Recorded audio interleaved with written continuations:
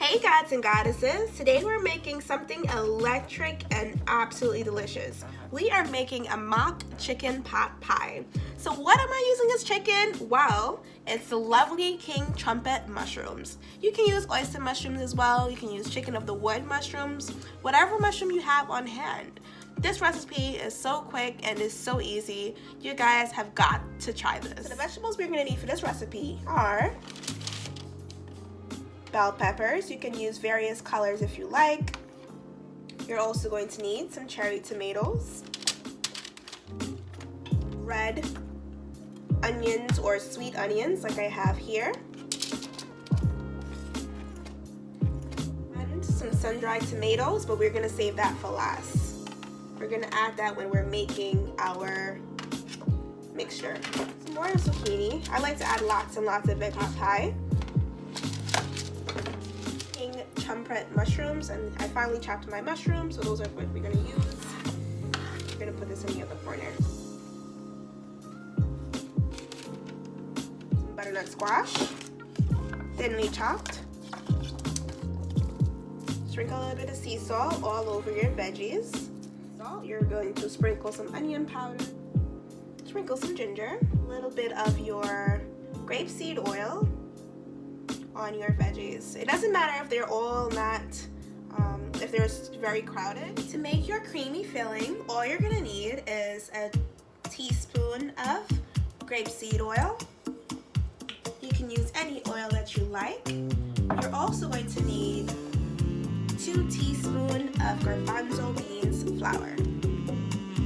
Input your flour, begin to stir it in with your grapeseed oil.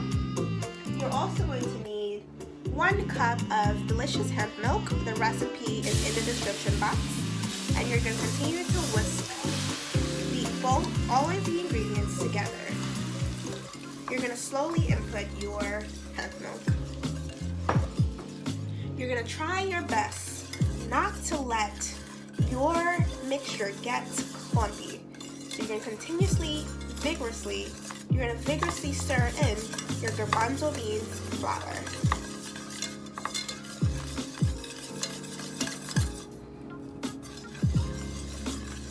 And while you vigorously stir, you're going to input your hemp seed milk.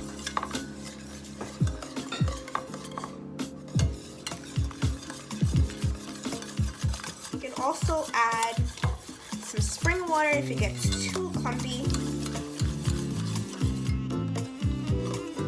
Or you can add some more hemp milk.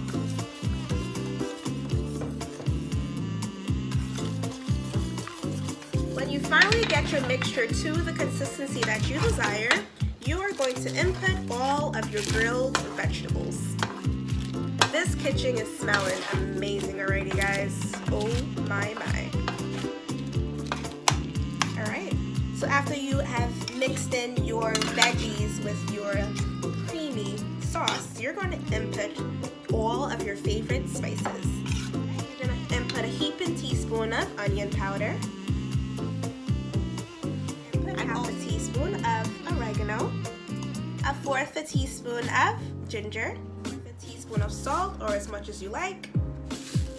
Of course, you're going to input a 1/4 teaspoon of cayenne, or more if you like. Got to have something spicy in here. And last but not least, you can input some dill weed. 1/4 teaspoon of it will do. Now this step is completely optional, but you can input some scallions. I inputted 1 whole scallion. And I also inputted 3 sun-dried tomatoes, because what would a dish be without sun-dried tomatoes? And then you mix all that goodness in. And then, now I'm going to show you guys how to make your delicious crust. So there's 2 different ways you can make this batter. The first way is with the drop biscuit dough, and the second way is the traditional way to make it. We are going to use 1½ cup of spelt flour and also a 1/2 cup of garbanzo beans flour. So throw all your flour in there. Of course, you're going to also add your seasoning. Put a 1/4 teaspoon of sea salt. Throw we're also going to input my favorite, dill weed. And that's 1/4 teaspoon of it. 1/4 teaspoon of ginger powder. Input 1/4 teaspoon of cayenne. And last but certainly not, a teaspoon of onion powder. Input 1/2 cup of hemp seed milk. To help our dough rise, we're going to input 2 teaspoons of aquafaba. Throw all that goodness inside.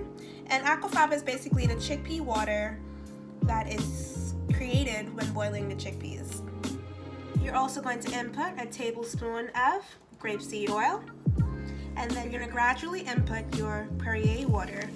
You are going to fold this in because you do not want to lose all the extra bubbles that's coming from it. And I've inputted about a cup of the Perrier water. And this just basically helps it rise and be nice and fluffy. So stir and fluff.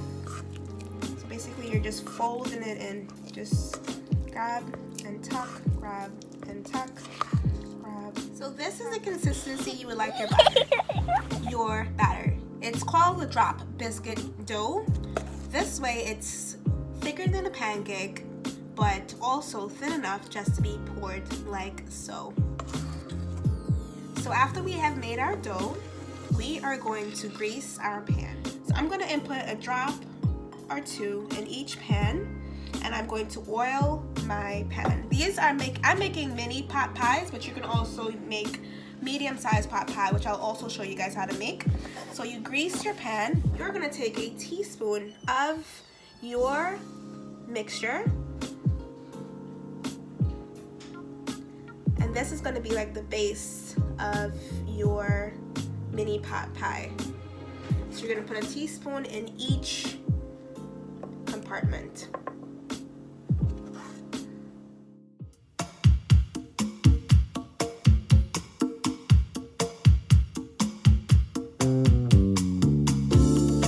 Creamy this is. Alright, so you're going to take a tablespoon of your filling and you're going to input in each compartments.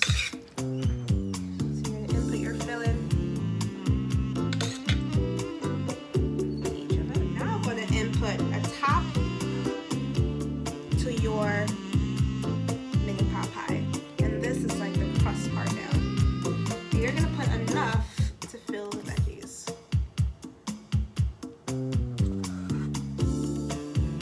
And this is like a teaspoon to a teaspoon and a half of crust on top.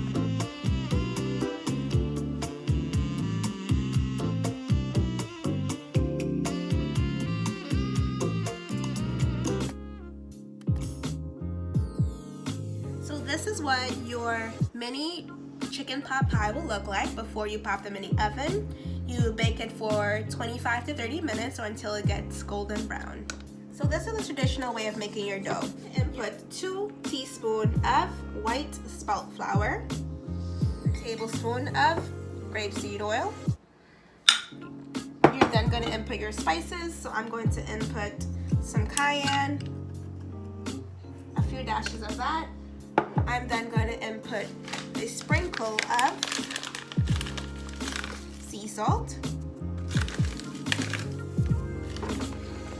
I'm then going to input some dill weed milk. You can use regular spring water. I just like hemp seed milk just for that creaminess that it provides.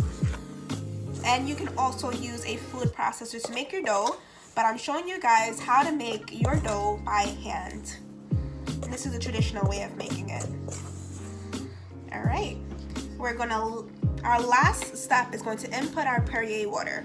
We're going to gradually input this. We're just going to input a tablespoon to start. And then we're going to fold our dough. So make sure your hands are nice and clean. And fold in your dough. This is how you're gonna do it, like so. If your dough gets too wet, then you can add some more spelt flour. Mix it all together. Look how beautiful this dough is forming. Continue to fold your dough and make it into a nice ball. You're gonna let it sit for 30 minutes so all the ingredients can get fully acclimated. So this is what you look like after you fully roll it. Look how quick and easy that was. That literally took me 2 minutes to make. You're gonna generously flour your surface. Then you're gonna place your lovely dough. This feels so amazing. You're gonna take half of your dough. One is gonna be for the top of the dough, and then the other will be for the bottom of the dough. So I'm cutting my dough in 4 pieces. We're gonna roll this out, and this will make the bottom of our dough. Also, don't forget to flour your rolling pin, just so the dough won't stick to it. Then you're gonna roll out your bottom of your dough. So this step is all up to you. If you like a nice thick crust, then you are going to roll this nice and thick. If you like just a little bit of crust on your chicken pot pie, then roll it nice and thin. I like it to be in the middle. Not too thick, but also not too thin. So about 1 inch is fine for me. You flip your dough just to make sure that it is not sticking to your surface. This does not have to be perfect. You just roll it out the best way you can. So you're gonna input this into your container. Put a little bit of grapeseed oil, just so it doesn't stick. Take out your dough. So you're gonna place your container. You're gonna place your dough in your pan, like so. Your filling, like so. This is just so creamy and delicious. Oh my. Input as much as you like. You're gonna roll out the top for it.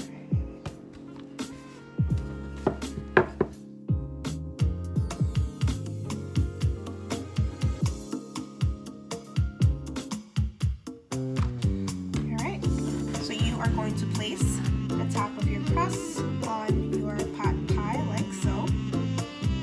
So you're gonna cut off all the excess dough.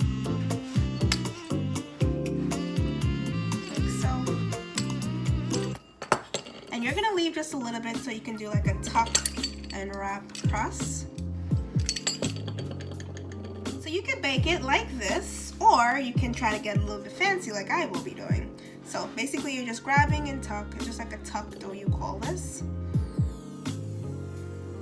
And this just makes a dough.